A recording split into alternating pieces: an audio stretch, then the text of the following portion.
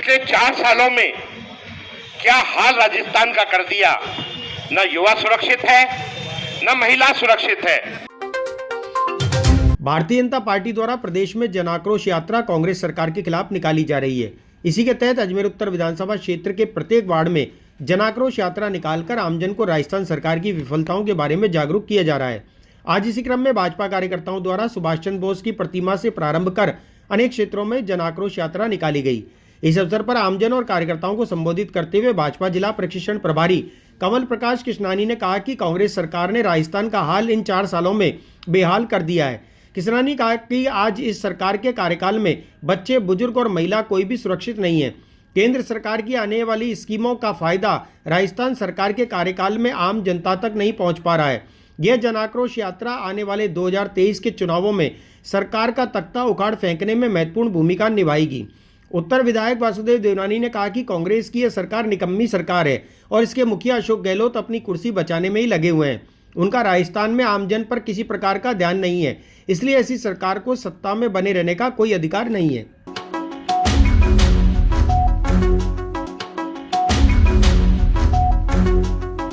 आज भारतीय जनता पार्टी की ओर से जो पूरे प्रदेश में जन आक्रोश यात्रा चल रही है, उसके तहत आज अजमेर उत्तर में 11वें दिन ये यात्रा वार्ड 68 और वार्ड 60 में आज अपना भ्रमण कर रही है और गली गली, मोहल्ले मोहल्ले, घर घर जनता के बीच में अलग जगा रही है कि जो पिछले 4 साल से कांग्रेस के नकारा और निकम्मा सरकार, जिससे आप और हम जनता पूरी त्रस्त है, उसके लिए हम अलग जगा रहे हैं।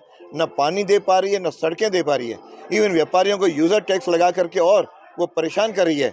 न इस प्रकार जनता को लाभ दे रही है, न हमारे नौजवानों को नौकरी दे रही है, न महिलाओं की सुरक्षा कर पा रही है। ऐसी निकम्मी सरकार जिसका मुख्यमंत्री असहाय है और नहीं अपने आप को समझ रहा हो, कह रहा हो, उसको सत्ता में एक भी दिन बने रहने का हक नहीं है। इसलिए जनता कह रही है या तो हमारी समस्याएं सुलटाओ, नहीं तो कुर्सी से विदा हो। कांग्रेस के खिलाफ में यात्रा निकाली गई है। इन पिछले 4 सालों में क्या हाल राजस्थान का कर दिया। न युवा सुरक्षित है, न महिला सुरक्षित है, न बुजुर्ग सुरक्षित है। चाहे व्यापारी सुरक्षित है, न नौकरी करने वाले सुरक्षित हैं। किसी भी तरीके की सुरक्षा न देने वाली सरकार कांग्रेस को पलटने के लिए राजस्थान की जन आक्रोश यात्रा भारतीय जनता पार्टी के नेतृत्व निकाली है।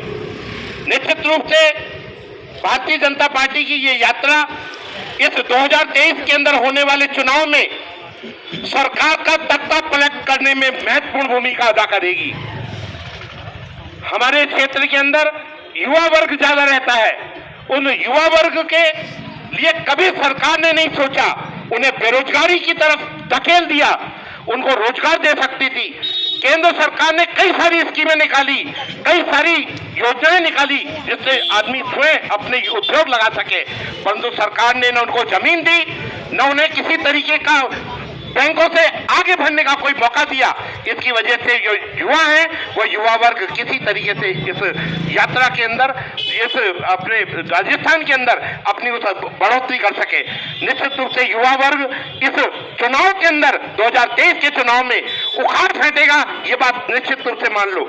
और महिलाएं, जिन महिलाओं को किसी भी तरीके से कहीं सुरक्षा नहीं है, चाहे वो छोटी सी बालिका हो, चाहे वो किसी घर में पढ़ने वाली छात्रा हो, या रहने वाली कोई महिला जो घर में रहने वाली महिला हो, न बुजुर्ग महिला हो, उनकी चैन तक खींच के ले जाते हैं।